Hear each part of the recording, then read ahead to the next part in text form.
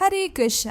हमारी वैदिक संस्कृति एक अद्भुत विज्ञान पर आधारित है। इसमें जितने शास्त्र हैं और ग्रंथ हैं, वे सभी जीवात्मा के होलिस्टिक अप्रोच यानी सर्वे भवन्तु सुखिनः के सिद्धांत पर आधारित है। इसमें न सिर्फ मनुष्य के बल्कि सभी जीवात्माओं के हित की चर्चा की गई है और मनुष्य के लिए भी सिर्फ धर्म नहीं बल्कि धर्म, अर्थ, काम और मोक्ष, इन सभी बातों पर चर्चा की गई है। हमारे वेद, पुराण और उपनिषदों में जो व्रत, उपवास और त्योहार भी आते हैं, उन सब के पीछे एक तार्किक और वैज्ञानिक उद्देश्य है जो कि मनुष्य की शारीरिक, मानसिक, आध्यात्मिक और सामाजिक जरूरतों की पूर्ति करता है और उसे जीवन के अंतिम सर्वोच्च उद्देश्य की ओर लेकर जाता है। फॉर ऐसा ये व्रत है एकादशी का। ये ऐसा व्रत है जो प्रत्येक मास में 2 बार आता है, लेकिन इसके शारीरिक, मानसिक और आध्यात्मिक लाभ अनंत है। इसका नियम पूर्वक पालन करने से व्यक्ति इस जन्म में भौतिक स्वास्थ्य और सुख की प्राप्ति करता है और श्रद्धा से इसका पालन करने से मनुष्य परम आध्यात्मिक गंतव्य को भी प्राप्त कर सकता है। ऐसा कई पतरों के समान है ये व्रत। वर्ष में आने वाले सभी एकादशी तिथियों में भी एक अत्यंत विशेष एकादशी है, पांडव निर्जला एकादशी।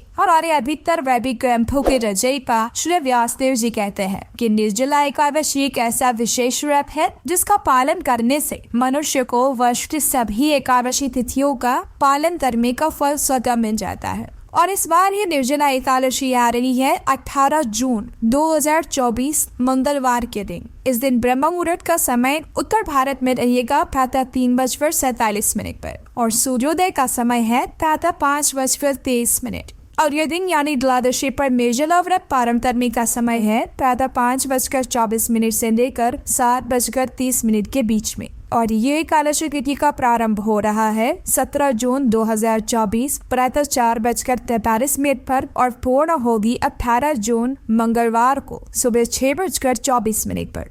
और आज की इस वीडियो में हम बात करेंगे कि निर्जला एकादशी का पालन कैसे करना चाहिए और उसकी संपूर्ण व्रत विधि क्या है। इसमें हम आपको शास्त्रों से कुछ श्लोक भी बताएंगे जो कि निर्जला एकादशी का पालन करने में आपको सहायक बनेगी।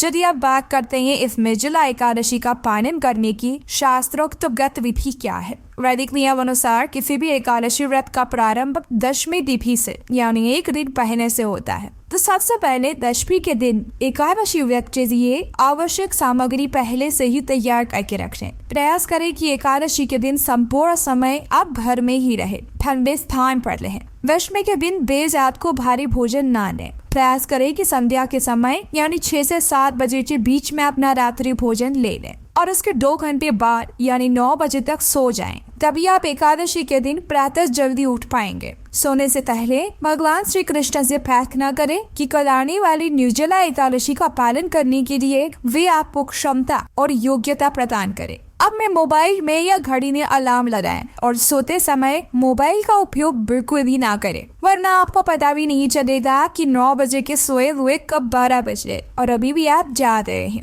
12 बजे सोकर सुबह 4 बजे आप नहीं उठ पाएंगे। अब यदि एकादशी पर प्रातः ब्रह्म मुहूर्त से पहले उठ जाइए। उत्तर भारत में ब्रह्म मुहूर्त का समय है 3:47। आप अपने स्थानीय समय के अनुसार इसका पालन कर सकते हैं। अगर आपको ब्रह्म मुहूर्त का समय नहीं पता है तो प्रयास करें कि प्रातः 3-3:30 बजे के आसपास उठ जाएं। सुबह उठकर इस श्लोक का उच्चारण करें। कराग्रे वसते लक्ष्मी, करमूले सरस्वती, कर मध्ये तु गोविंदम, प्रभाते कर दर्शनम। इस प्रकार सबसे पहले भगवान को, अपने गुरु को, श्रील प्रभुपाद को याद करें और उन सब से आज का निर्जला उपवास रखने के लिए आशीर्वाद की याचना दें। अब देखिए, ब्रह्म मुहूर्त से पहले के समय में आप जल पी सकते हैं, इसलिए दांतों को स्वच्छ करना, स्नान करना और आवश्यकता अनुसार जल पिए। ये सारे कार्य आप ब्रह्म मुहूर्त से पहले कर लीजिए। उसके बाद अपने घर में पूजा के स्थान या मंदिर के पास जाइए, उस स्थान को स्वच्छ करिए। अपने गुरु और परम भगवान श्री हरि को याद करते हुए मंदिर खोइए। प्रतिदिन आप जिस प्रकार विग्रहों की सेवा पूजा करते हैं उसी प्रकार सेवा करिए और सिर्फ भगवान के समक्ष हाथ में गंगाजल लीजिए और निर्जला एकादशी व्रत का संकल्प करिए। अगर आपके पास गंगाजल नहीं है तो आप सामान्य कोई भी जल ले सकते हैं और उसके अंदर गंगा, यमुना, गोदावरी, कावेरी, नर्मदा इत्यादि पवित्र नदियों का स्मरण करके उनका आवाहन कीजिए। अब संकल्प के समय इस मंत्र का उच्चारण करिए। एकादश्यां निराहारः स्थित्वा अहर्परे हनि भोक्ष्यामि पुंडरीकाक्ष शरणं मे भवाच्युत। इसका अर्थ है एकादशी के दिन मैं भोजन से विरत रहूंगा पर अगले दिन ही अन्न ग्रहण करूंगा। हे पुंडरीकाक्ष, हे अच्युत, कृपया मुझे अपनी शरण में लीजिए। इस प्रकार संकल्प के बाद अब आप अपने घर में भगवान की मंगला आरती करिए। अगर घर में नहीं कर सकते और आसपास कोई इस्कॉन मंदिर या कोई भी अन्य मंदिर है जहाँ पे आते 4:30 बजे मंदिर आरती होती है तो वहाँ जाइए। और अगर ये भी नहीं है तो आप ऑनलाइन मंदिर आरती का दर्शन कर सकते हैं। लेकिन निर्जला एकादशी के दिन प्रातः काल में भगवान के विग्रहों के दिव्य दर्शन करना अत्यंत आवश्यक है। इसलिए किसी भी माध्यम से भगवान के दर्शन करिए। अब तुलसी देवी की पूजा अर्चना करने का समय है। अपने घर में एक मध्यम उच्च आसन रखें और उस पर तुलसी देवी को स्थापित करिए। उन्हें आवश्यकता अनुसार जल प्रदान करें, धूप, दीप और पुष्प अर्पित करें और यदि संभव है तो उनकी आरती करिए। आरती के समय आपको आचमन के लिए थोड़ा सा जल पीना पड़ेगा तो ये ले सकते हैं, लेकिन ये जल अन्न के एक दाने जितनी बूंद का ही होना चाहिए। अब देखिए, तुलसी देवी की स्थिति सर्वोपरि है, इसलिए तुलसी देवी को एकादशी में जल ना देने का कोई भी विधान शास्त्रों में नहीं है। इसलिए आवश्यकता अनुसार उन्हें जल दे सकते हैं। तुलसी आरती और पूजा के बाद उन्हें प्रणाम करते हुए इस मंत्र का उच्चारण करिए। वृंदा है तुलसी देगा है, प्रिया है केशवस्य च, कृष्ण भक्ति प्रदे देवी सत्यवत्यै नमो नमः।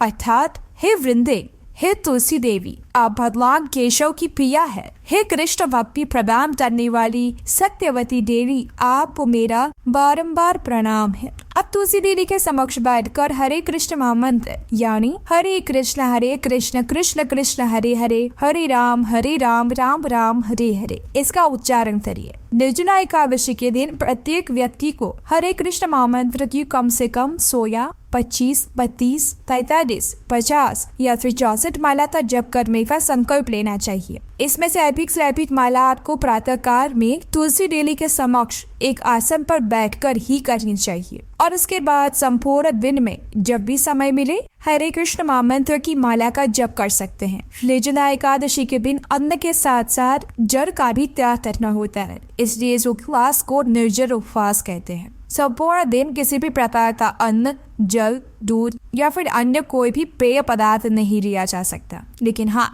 आप भगवान को भोग अवश्य लगा सकते हैं, क्योंकि भगवान तो निर्जला नहीं करते हैं ना। इसलिए जो व्यक्ति बीमार है, वृद्ध हैं, बच्चे हैं, गर्भवती महिलाएं हैं या फिर स्तनपान कराने वाली माताएं हैं, उन्हें बिना जल के निर्जला एकादशी नहीं करनी चाहिए। हाँ, वे अधिक से अधिक मात्रा में हरे कृष्ण महामंत्र का जप कर सकते हैं, श्रीमद् भागवतम और भगवद गीता का पाठ कर सकते हैं और हरि कथा का श्रवण कर सकते हैं। प्रत्येक व्यक्ति को अपने स्वास्थ्य को ध्यान में रखते हुए अपनी विवेक बुद्धि का उपयोग करके इस व्रत को रखना चाहिए, क्योंकि इस व्रत में सबसे महत्वपूर्ण है अपनी चेतना को अधिक से अधिक भगवान श्री कृष्ण के चिंतन में लगाना। संपूर्ण दिन के दौरान और विशेषकर दोपहर के समय स्वयं को अधिक गर्मी वाले स्थान से दूर रखें। अपने शरीर को जितना भी हो सके ठंडा रखने का प्रयास करें। भक्तों के साथ मिलकर साथ में श्रीमद् भागवतम के 10वें स्कंद से भगवान श्री कृष्ण की बाल लीलाएं पढ़ें और प्रमाणभूत वक्ता से उसकी कथा सुनें।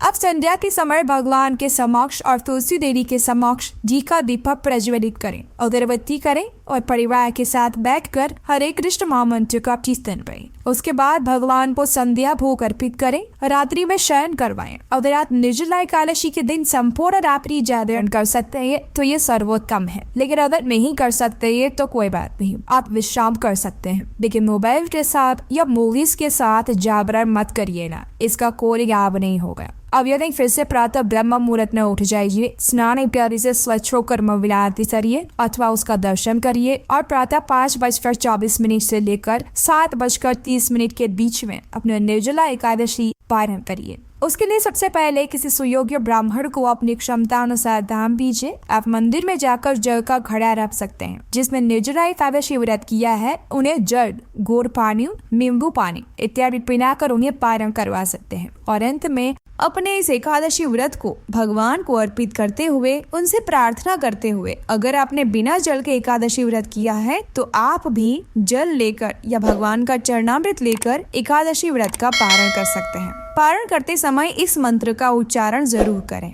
अज्ञानतिमिरन्धस्य व्रतेनानेन केशव प्रसीद सुमुखो भूत्वा ज्ञान दृष्टि प्रदो भव। अर्थात मैं अज्ञानता के अंधकार में हूँ, हे केशव, हे प्रसन्न मुख भगवान, इस दोष रहित व्रत से प्रसन्न होकर कृपया मुझे ज्ञान चक्षु और आपकी भक्ति प्रदान करें। लेकिन याद रहे, पारण के समय थोड़ा सा ही जल ले और उसमें भी नींबू पानी, गुड़ का पानी, नारियल पानी लेना अच्छा रहेगा। तो इस प्रकार वर्ष की सबसे महत्वपूर्ण निर्जला एकादशी का श्रद्धा और निष्ठा पूर्वक पालन करिए। और हाँ, अगर इस एकादशी से जुड़ा आपका कोई प्रश्न है तो आप हमें नीचे कमेंट बॉक्स में लिखकर बता सकते हैं। तो चलिए साथ मिलकर इस आने वाली निर्जला एकादशी को अत्यंत विशेष बनाते हैं और परम भगवान श्री कृष्ण की कृपा की याचना करते हैं। हरे कृष्णा।